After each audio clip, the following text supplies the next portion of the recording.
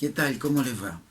Es un gusto compartir este tiempo, poder juntos acercarnos a la vida de David en este Salmo, el 142, uno de los dos salmos que escribe desde un lugar de mucha opresión y tensión, desde una cueva. Es más, este salmo nos muestra una situación de un estrés postraumático que lo está llevando a un estado de depresión muy intenso. Fijémonos, porque hay 7 salmos en la Biblia que hablan del momento de persecución que fue muy difícil de superar en la vida de David, porque no fue un día, no fue un mes, fueron alrededor de 10 años y no es fácil llevar una carga, vivir en tensión, mirar atrás y tener miedo durante 10 años. ¿Me acompañan a leerlo? Tengan su Biblia abierta o el celular donde puedan leerlo.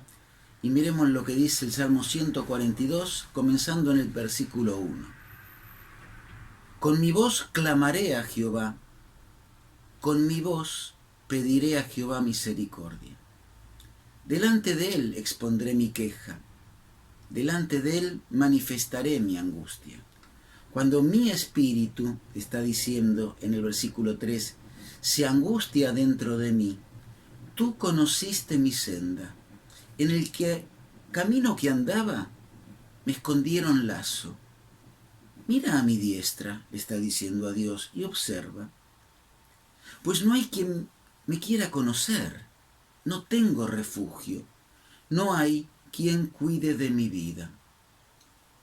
Clamé a ti, oh Jehová, y dije, tú eres mi esperanza, mi porción en la tierra de los vivientes. Escucha mi clamor porque estoy muy afligido. Líbrame de los que me persiguen, porque son más fuertes que yo. Saca mi alma de la cárcel, para que alabe tu nombre, y me rodearán los justos, porque tú me serás propicio. Muy poquitas palabras que describen a un hombre bajo mucha tensión. Este trastorno que tiene es consecuencia del miedo a la vida. No es fácil tener miedo a perder la vida constantemente. No es fácil cuando la enfermedad golpea y dicen no te queda mucho tiempo. No es fácil en uno, ni siquiera aceptarlo en un ser querido. Y en la vida hay muchas circunstancias que son complicadas. No todas son producto del pecado. Muchas veces podemos llegar incluso a la depresión, o a los estados profundos de tristeza, o a una patología, un trastorno de depresión bipolar, o de diferentes trastornos que hay con respecto a la depresión, hay alrededor de 7, que son consecuencias de situaciones que uno vive durante mucho tiempo y falta de recursos emocionales que tiene. David emocionalmente era una persona sana, pero vivió bajo mucha tensión. David muchas veces pecó, pero en esta situación no estaba por causa del pecado. No siempre el dolor es por causa del pecado. La muerte trae dolor. La muerte trae tristeza y la muerte trae un estado depresivo temporal en muchas personas. Y es natural, y eso no es por pecado. Son circunstancias de la vida, son cosas que Dios permite. A veces sí, hay consecuencias que nos llevan a la angustia, a la presión y a la tristeza profunda, que son consecuencias de errores, de carnalidades o debilidades emocionales, y otras directamente del pecado, por culpa, por remordimiento, pero no todas.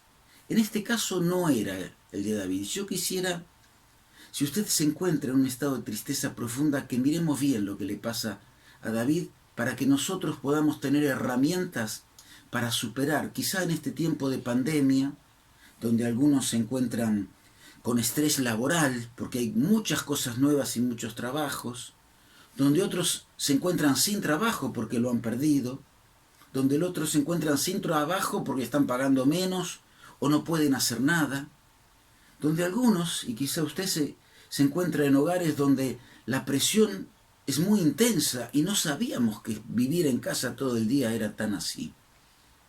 Hay muchas cosas que la vida nos sorprende y no todas son culpa nuestra.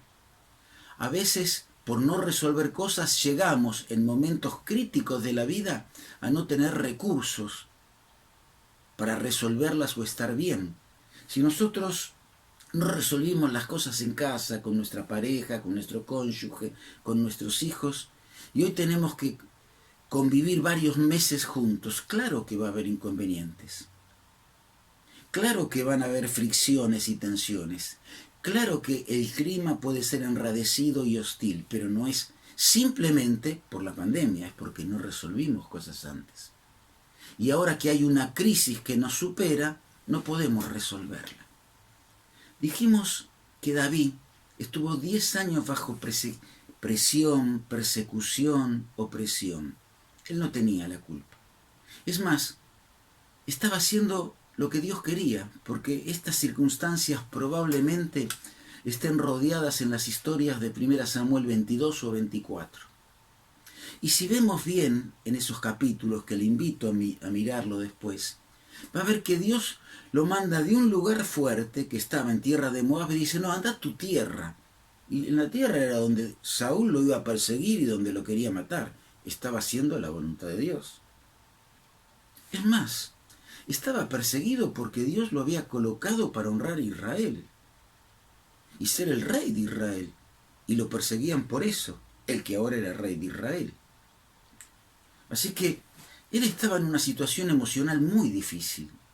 ¿Qué pasa cuando estamos superados por la emoción? Las emociones son naturales, son producto de la imagen de Dios en el hombre. La alegría, la tristeza, la sorpresa, son diferentes emociones que el organismo tiene como recursos para acomodarse ante situaciones que se presentan.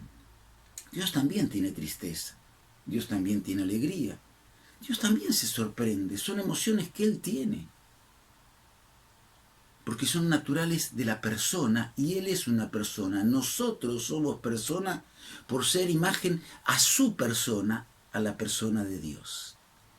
Ahora, cuando uno está con esa emoción de tristeza y lo va envolviendo, como le pasó a David, se transforma en un sentimiento. Como la alegría, el confort se puede transformar en amor, la tristeza se transforma en un sentimiento de tristeza.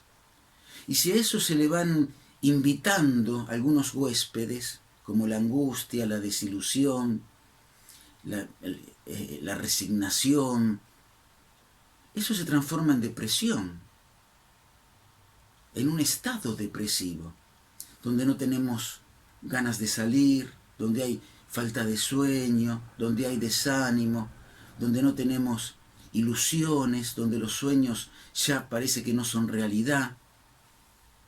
¿Y cómo vamos identificando cuando pasamos de un sentimiento de tristeza a un estado de depresión, a un estado depresivo? Porque después de ahí se le van sumando otros huéspedes que hacen más intensas las emociones, hasta el deseo del suicidio, al deseo de no vivir, y terminamos en un trastorno depresivo que sí produce alteraciones químicas, porque el estrés produce alteraciones químicas, nos falta dopamina, norepinefrina, nos falta serotonina, no me salía el nombre, serotonina, es decir, nos faltan diferentes químicos que impiden reponernos de la tristeza, que impiden conciliar el sueño, que quitan el deseo sexual, que a nosotros nos produce la falta de interés y el desánimo.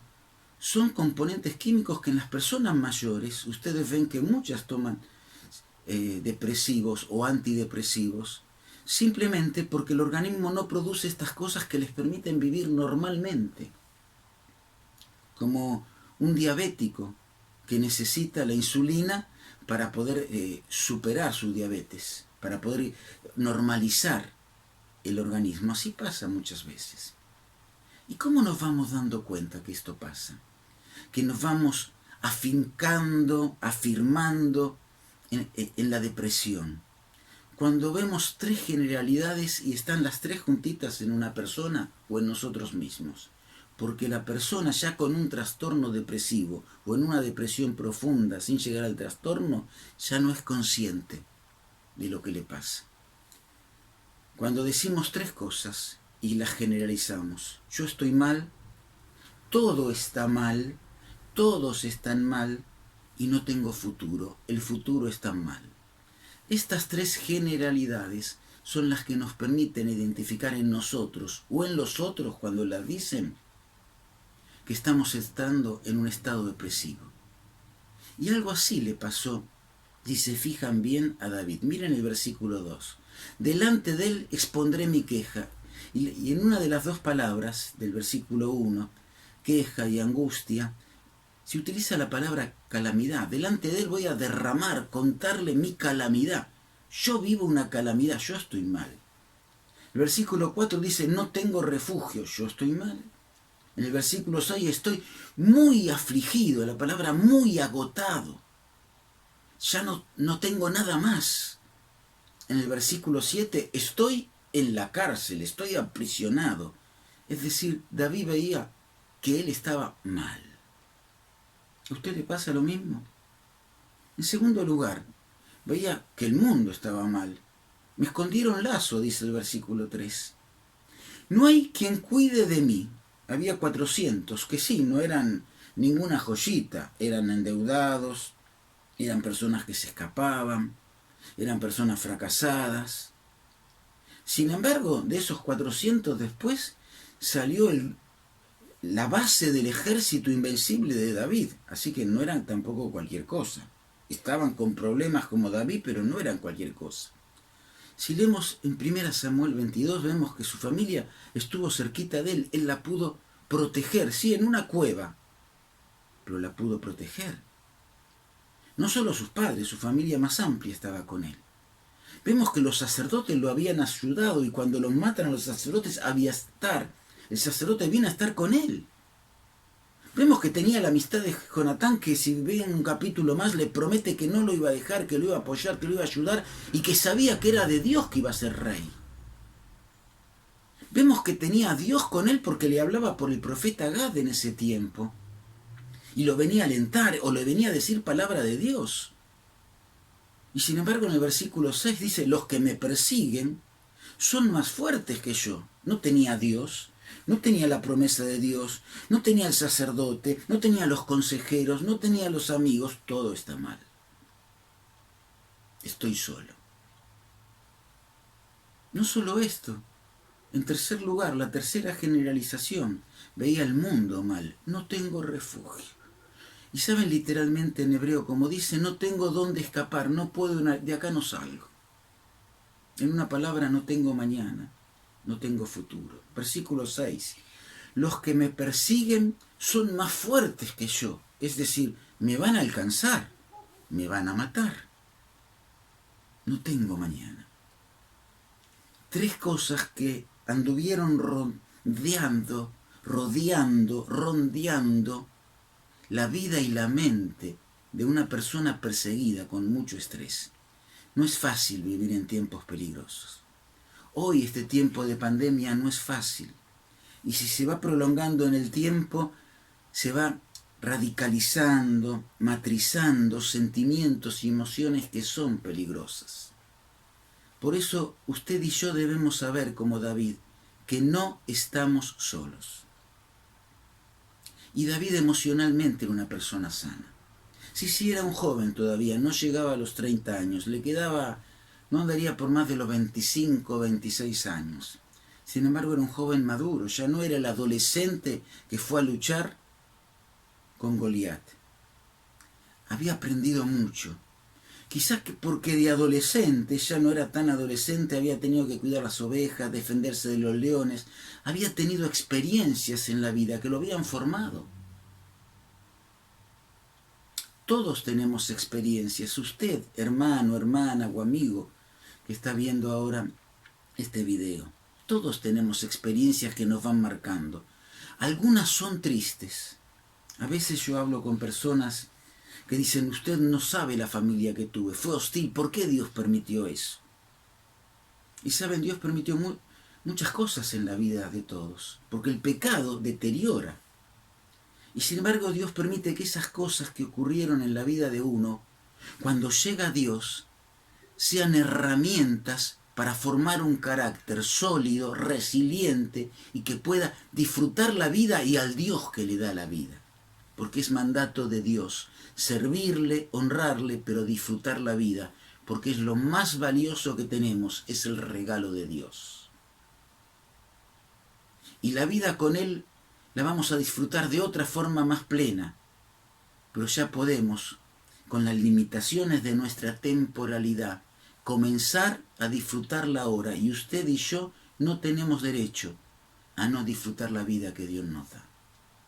Por eso David decimos que en este salmo vemos que estaba entrando en una depresión, que tenía todos los síntomas, pero también que no había caído todavía en la depresión porque pudo encontrar herramientas para salir. ¿Cuál fue? La primera, de las 4 que yo quería que usted recuerde, por lo menos. Si llegamos a 5 en el tiempo, hacemos 5, si no 4.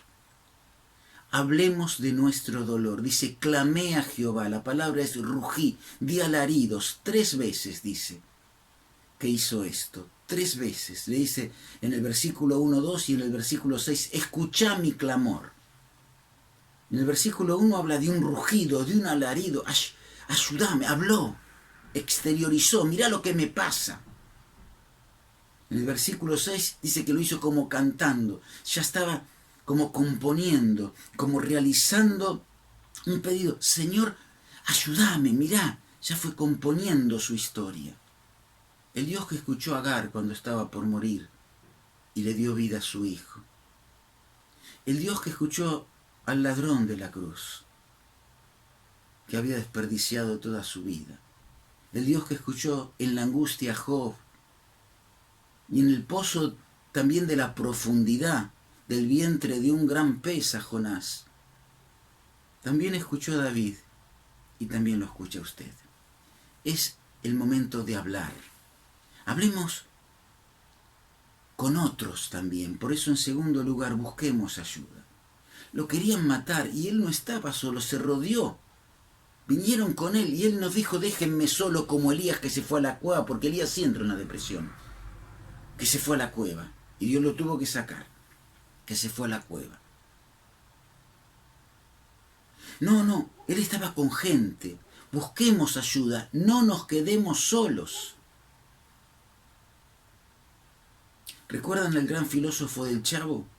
Cuando estaba en un momento difícil y ahora decía, ¿quién podrá ayudarnos? Palabra mágica. Porque entonces venía alguien y lo ayudaba, ¿no?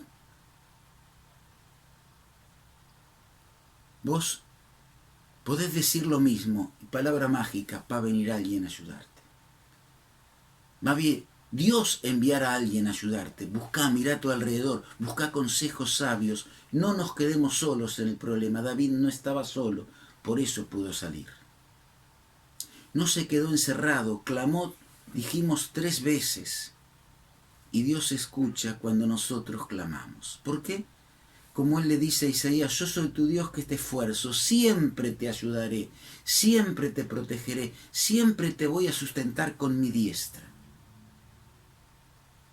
En tercer lugar, no solo habló, no solo se rodeó de gente, busquemos ayuda, pidamos ayuda, sino que miró adelante. ¿Qué dice el versículo 7? Ayúdame que quiero alabarte. Ya estaba soñando que los justos cuando saliera de eso se iban a unir a él, porque los justos se reunirán en torno mío. Ya estaba hablando que iba a contar de la bondad, de lo que Dios iba a hacer. Confiaba en un mañana con Dios. La depresión, el estado depresivo no dejó que él reaccionara en un momento y mirara hacia adelante. Hay futuro. Hermano, tenemos un mañana glorioso con el Señor. Todas las bendiciones espirituales, dice Pablo en Efesios 1, nos han sido dadas en Cristo. Pedro escribe, preciosas promesas nos dio. Y dice Bunshay, el escritor del Peregrino, que no podemos dar un paso en la vida sin tropezar, con una promesa de Dios. Vamos hacia otro lado y tropezamos con otra. Algunos dicen que hay más de 30.000, yo no sé, no me puse a contarlas, sería mucho tiempo. Lo lindo es que cuando necesito algo de Dios, su consejo está, su palabra está, su ayuda está, porque hay hermosas herramientas, dice Pedro, que nos fueron dadas para la vida y la piedad, para todo lo necesario que nosotros tengamos que recurrir en este tiempo que estamos en la vida. Nos dio todas las herramientas. En cuarto lugar, y por último, recarguemos las pilas. El hecho que él clamara a Dios, el hecho que mirara adelante, permitió dejar de centrarse en el dolor. La gente se centra en el dolor. Cuanto más vamos avanzando en la vida, nos vamos acordando, los más ancianos, de los primeros años de la juventud. Y cuando los llevamos al presente, de lo único que se acuerdan es de su dolor y de las pálidas. Perdonen la palabra. De lo anterior, de las cosas buenas, y del presente, del dolor. Miremos el futuro, recordemos el pasado y afirmémonos en pensamientos positivos. Dice el Salmo 103, Él sacia de bien tu boca. De modo de que te rejuvenezcas, Él te da lo necesario para vos, para que cobres fuerzas como el águila, dice el Salmo 103 en el versículo 5. Necesitamos recargar, rejuvenecernos como el águila, recargar las pilas.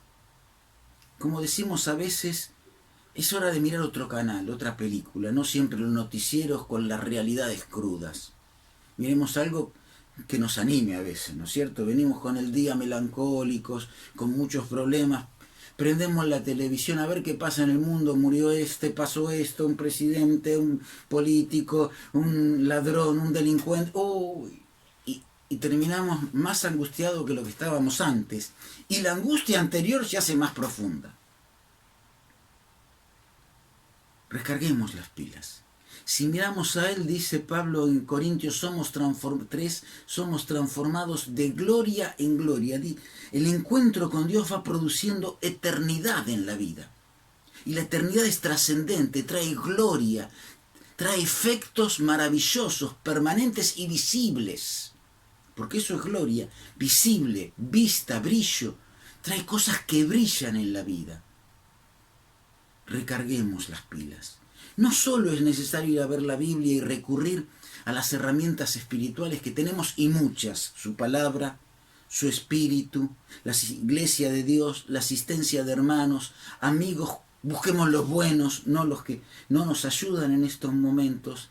Dios da muchas herramientas. La oración, el consejo a través de diferentes mensajes, como espero que este te ayude. Tenemos que mirar afuera del problema. Antes había en una propaganda algo que se decía, me tomo 5 minutos y me tomo un té. Es necesario en el dolor tomarnos 5 minutos y pensar en las cosas buenas. A veces a las personas que les cuesta despedirse de aquellos que parten, que fallecen, uno empiezan a recordar la pérdida y el dolor. Uno intenta llevarlos a los momentos lindos y quedarse con las cosas lindas que vivieron para agradecer a Dios. Y hoy que quizás estás envuelto en la tristeza, quizás estás en un estado depresivo, ¿cuántas cosas lindas hubo en tu vida? Sí, yo sé que muchas malas. Hoy pongámoslo un ratito en el cajón y miremos las cosas lindas. Hubo cosas lindas. Mira para mañana el Dios que tenés.